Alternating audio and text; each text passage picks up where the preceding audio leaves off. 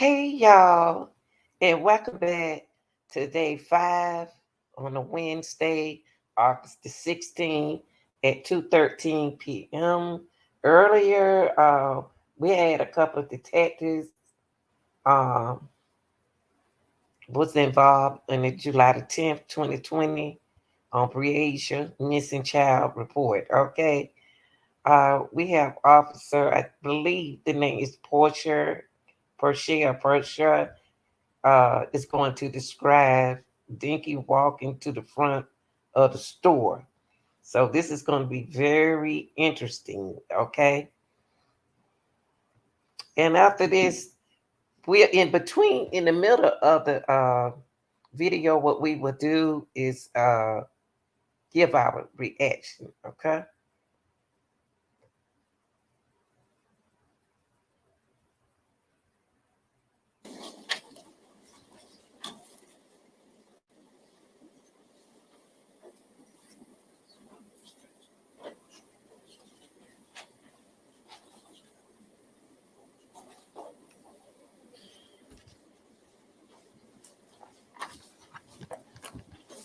Raise your right hand. Do you swear to tell the truth, the whole truth, nothing but the truth? I do.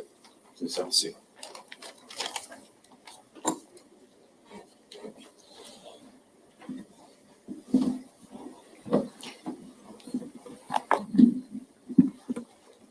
Please state your name for the record and spell your last name.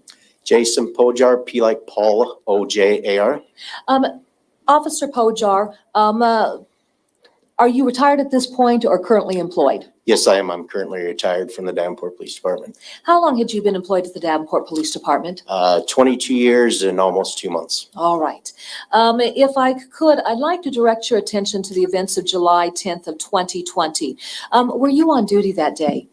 Yes, I was assigned to the day shift patrol division at that point.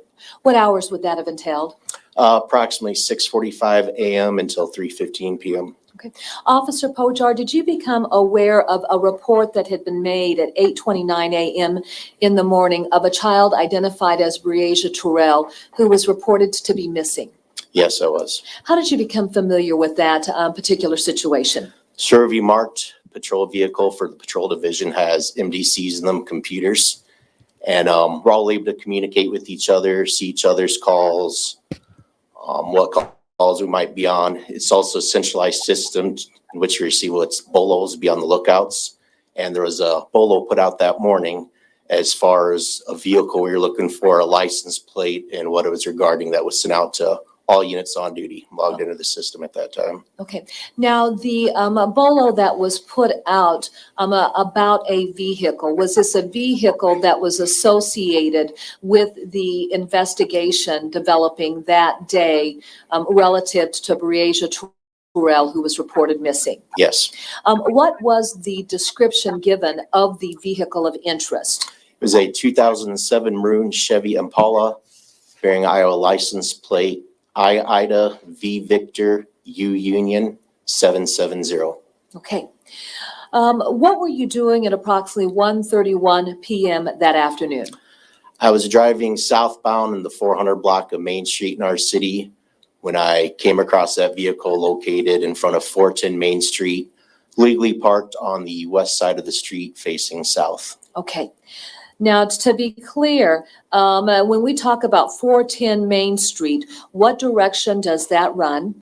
That is Main Street is a north-south street. Okay. And it was approximately half a block from West 4th Street, which is a east-west perpendicular street to it. Okay. What is the address of the Davenport Police Department? 416 Harrison Street. And then what would be the intersecting number street where the police department lies there at 416 Harrison? You're phrasing it, I'm sorry. Yeah, what would be our numbered street that intersects with Harrison? Does the police department? Oh, West 4th Street? Yeah. East West Street, yeah. All right. Yep, so Harrison Street is a north-south street. Main Street is a north-south street. They are one block from each other, north-south streets. And on the south side is the east-west, West 4th Street. Got you. All right. When you came across that vehicle, did you reach out to anyone to advise that you had located the Impala? Yes, I did. I called Detective Sergeant Pfeiffer. Okay, what did you advise Sergeant Pfeiffer? I advised him of my location and that I was out with that vehicle. Okay. With that being said, did you receive any information that a subject of interest, Henry Dinkins, was at the Davenport Police Department? I was not advised that he was at the police department. After speaking with Sergeant Pfeiffer, he said, stay with the vehicle, obviously. I will call you back in a few minutes. And that is after a few minutes later when I received a call back from Detective Beth Tharp from the Criminal Investigation Division. Okay. Now, what was the purpose for Detective Tharp reaching out to you? She advised me that the Criminal Investigation Division had a search warrant for that vehicle, and she requested that I have it towed to the Davenport Police Department Evidence Bay, accompany Fred's towing to that, and stay with it until she arrived on location. Okay. With that being said, then, what specifically did you do? So what we do is we go to frequency 3, one of our radio frequencies. We tell the dispatcher our location, which they already know from me calling out the location when I was out with, and request Fred's towing to respond. At that point, Fred's towing responds. Usually they try to get there within 20 minutes. Sometimes it's a little quicker, sometimes a little longer, but we stay with the vehicle until Fred's towing responds. We inform them what we have, put gloves on, don't touch anything. It's going to be towed to the police department. I'll accompany you there. So once that happened, the Fred's towing driver responded. I followed him down to the police department. On the west side of the police department, which is North Ripley Street, North South Street, there's an overhead door, which I got out of my squad car. I opened it up and I watched him back into our garage and drop the vehicle there in a parking space. Okay. So essentially, are you the individual that's maintaining the chain of custody for that vehicle? That's correct, I am. All right. At the time that you located the vehicle, what were the weather conditions? As far as I remember, sunny, clear, wasn't raining, snowing, any adverse Anything like weather. that? And the surface where the vehicle was parked, how would you describe that? Was dry, clean concrete. All right. And then beyond that, if an individual was going to go to the Davenport Police Department to talk to law enforcement, is there any parking right there along the building, either on Harrison Street or 4th Street? Yes, both. So on the east side of the building, just north of West 4th Street, there is a visitor parking lot, which you can access by pulling into it from southbound Harrison Street. If you choose not to pull into that parking lot, there is parking there on North Harrison Street in front of the police department. Or if you take a right onto West 4th Street, right at that light, there's ample parking along the street there. Okay. Now, did you remain with the vehicle? Yes, I did. Okay. Did anyone then meet you in that south evidence garage once the vehicle had been taken into the garage by Fred's towing? Yes, within a few minutes of once Fred's dropped the vehicle and drove off, I stood with the vehicle until Detective Tharp responded down to meet with me. And then when Detective Tharp responded down to meet with you, was the vehicle then turned over to her custody and control? That is correct. Did that conclude your involvement in this particular matter? Yes, it did. The events that you've described, did they occur in Scott County, Iowa? Yes, they did. I have no further questions. Mr. Waters? Sir, essentially, your involvement in this is locating that maroon Impala at 410 Main Street, right? Correct. So the car was parked 1 block away from the Davenport Police Department. Correct. And I mean, that would probably take, what, 2 minutes to get from where the car was parked to the inside of the Davenport Police Department? I'd say that'd be accurate, yes. Okay, so I think you mentioned you had located this car at about 1:30 p.m. on July 10th of 2020, right? Correct. I called out at 1:31 with it. How long did you stand there next to the car before Fred's towing got there? I would estimate it was roughly a 10-minute process off the top of my head. So, like I said, I know that after I called out the vehicle, I exited my vehicle just to walk up to the vehicle, make sure I didn't observe anybody inside of it. Then I returned to my vehicle. I know I called Sergeant Pfeiffer on my cell phone immediately. He said, give him a few minutes, he'd call me back. I don't know exactly what time that was that I called him, but I can tell you it was within a couple of minutes when I received a call right back from Detective Tharp asking that, okay, go ahead and have it towed to the station At which point, when I hung up with her, I went to Channel 3 and requested Fred's Towing to respond with our dispatcher. Okay, so so you look inside this vehicle, you're trying to see if there's anybody in it. I mean, you're within, a foot of this vehicle, right? Correct, couple feet, yeah. Walked up to the maroon. driver's side window. The maroon Impala we're talking about. Correct. Okay, so then as soon as you see that nobody's in the car, you make all these phone calls while you're sitting in your patrol car. Correct. And then Fred's towing gets there about 10 minutes later, right? I don't recall what time, but it would have been slightly longer than that because I messed